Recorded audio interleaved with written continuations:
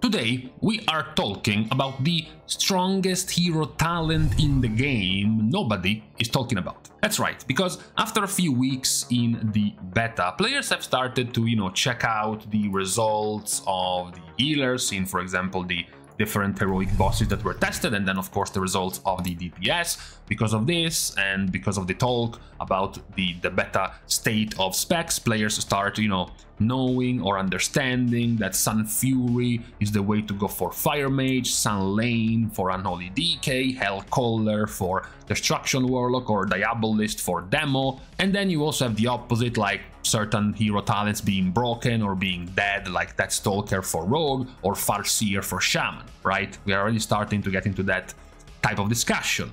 However, there is one hero talent tree which has been left by the wayside, so we want to give it a spotlight for today. The one we are talking about for today is Oracle. The reason why we're talking about Oracle is, for those who don't remember, this was the Power Infusion hero talent tree, the one that pushed Priests even more into becoming a PI bot. Priests were not very happy about it, so Blizzard said, okay, we are gonna be reworking this. Now, the rework came, however, Priests were more interested in other things. Discipline Priest was more into Void Weaver because it looks very cool, very flashy. You have a new shadow themed ability to replace Smite, you have the whole effect of the Entropic Rift on the target with the big explosion at the end, and then when it came to Holy Priests, you had your whole Archon themed build with your expanding and returning Halo, right, which also looks very cool. It also is very powerful. So, Oracle didn't really have a lot of time to be used and to be looked at. It was left by the wayside a little bit more.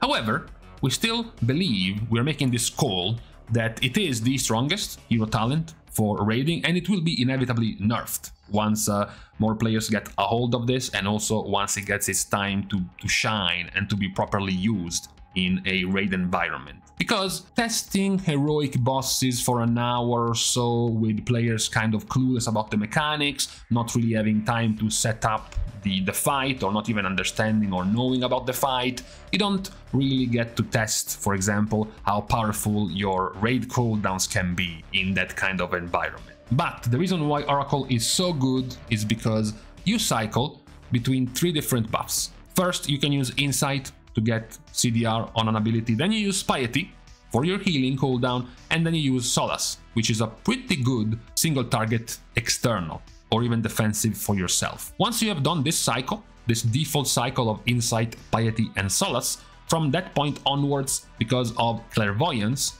your next Insight will give you all 3 buffs at once.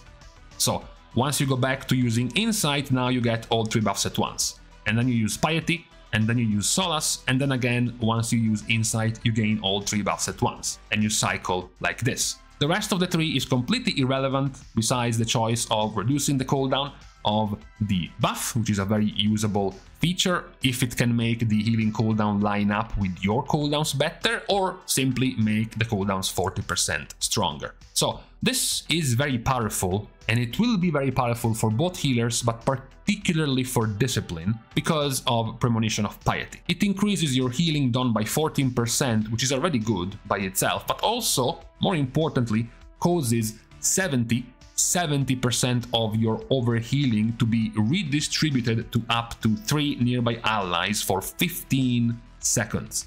The reason why this is very powerful for those who have not really been into healing in a while or ever is because nowadays healers do have a lot of overhealing. It can range from 40% to 42%. Sometimes it's lower if you have fewer healers healing. Of course, the fewer healers have more room for themselves to heal, so they don't have nearly as much overhealing. Sometimes certain specs by default do more overhealing, like for example hot specs. Specs like Resto Druid, like Evoker, even Holy Priest with their Mastery, because it's a hot that keeps rolling on targets even if they reach max HP. That's a lot of overhealing over time, right?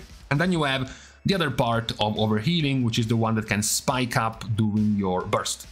right? If your burst is very high, and if you're not, for example, targeting many players with that burst, you are more likely to have a lot of overhealing. This, of course, becomes very powerful when you have a cooldown like this one, which can turn that overhealing into an actual heal. We already have in-game, proof of this one working already because we have Ancestral Guidance. Ancestral Guidance does the exact same thing as Premonition, except it doesn't transfer 70% of the overhealing, it transfers 25% of the healing you are doing. And also, Ancestral Guidance is capped in the amount of healing it can do per second, unlike Premonition, which is not capped in the amount of healing it can do per second. Also, Ancestral Guidance lasts for 10 seconds instead of the 15 of Premonition of Piety, and also Premonition of Piety increases your healing done by 14% on top of that. So it's a much stronger cooldown than Ancestral Guidance, which is already a decent cooldown, plus it benefits from something you can't get quite a lot of value on right now as a healer, which is your overhealing. This can also become even more powerful for a cooldown based spec like Discipline, because when you get to the cycle of being able to use Insight and gaining the other two buffs at once, Insight is very good for Discipline because it reduces the cooldown of your next 3 spell casts by 10 seconds. Which means, for example, if I were to use Insight right now, I am able to use Penance, and then Penance, and then Penance, and then Penance.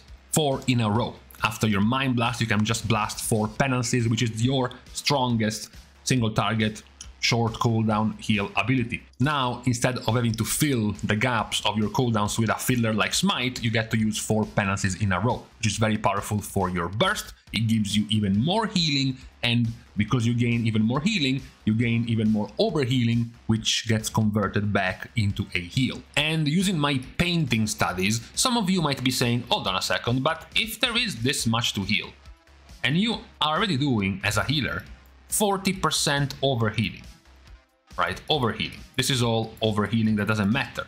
What good does it do to me to have a cooldown that takes this much, and redistributes it to a heal, if there is nothing to heal, right? If I am already overhealing, then it means there was nothing to heal.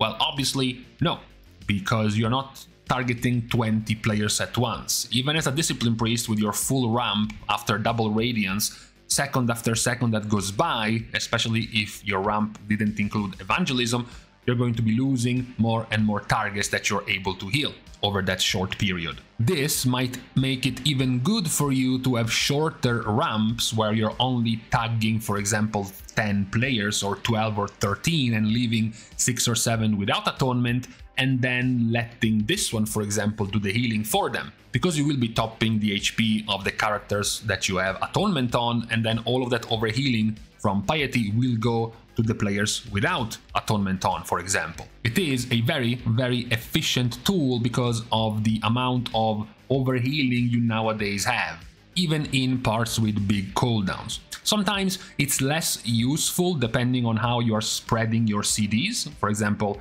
in this very short ramp of Discipline, which is only 8 seconds, the overhealing is only 20%.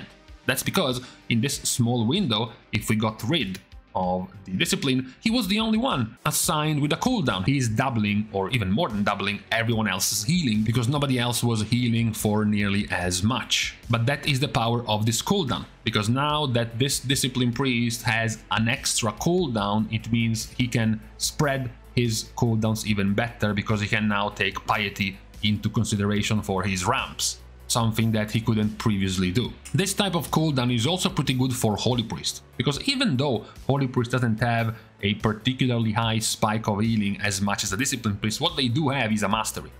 It's a Mastery which overheals for a lot, because it's a hot, right? The more you heal targets you leave behind the hot, and it just overheals over time. So being able to use Premonition of Piety when you have all of these hots running as a Holy Priest, because you just used a bunch of sanctifies, maybe you use divine hymn, so you have tons of HOTS running and you're having a lot of overhealing, 50% total. If you were to use this together with premonition, number one, you would be healing for 14% more, so your overhealing would be even higher. You would be at like 60% overhealing, and on top of that, out of that 60%, 70% would be taken and redistributed as a heal. So in this case, you have 283 million healing, but the overhealing adds almost 200 million more. So if you take 70% of 200 million, that's 140 million. So this 283 would be 420. The healing would be increased by 45%. Your healing done by 45%. Obviously, this is not a 45% healing increase because it's a cooldown. This is the total healing done. But to give the idea of how much more healing can it give you in a raiding environment, that sends the message. It is a very powerful cooldown that will get more of a spotlight when you actually start, raiding. Basically, not just beta testing, but raiding, right? You start progressing, trying to kill bosses, trying to live through mechanics that do tons of damage. This Premonition of Piety button will become very powerful. As mentioned, the reason why right now it's not getting much attention is because the other two hero talents for healing priests are much cooler overall. Both Void Weaver and Archon are just cooler to play with rather than this one, and also because the raid bosses testable in heroic just don't really have enough damage for you, enough healing required for you to make this one visibly strong. But it does have massive